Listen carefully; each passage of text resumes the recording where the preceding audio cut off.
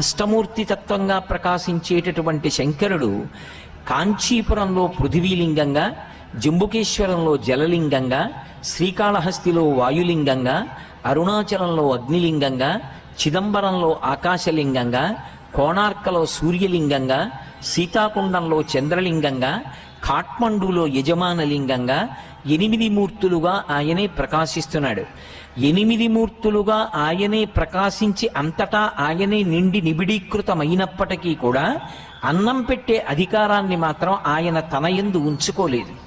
అది భార్య అయినటువంటి పార్వతీదేవికిచ్చి, నువ్వు అన్నపూర్ణ, నువ్వు లోకాలకి అన్నం పెట్టు అన్నాడు. ఎందుచేత అంటే బిడ్డల యొక్క ఆకలి తెలుసుకోగలిగినటువంటి లక్షణము అమ్మయందుంటుంది తప్ప తండ్రి యందు ఉండదు. ఆ మాతృత్వానికి ఉండేటటువంటి అద్భుతమైన లక్షణం అది.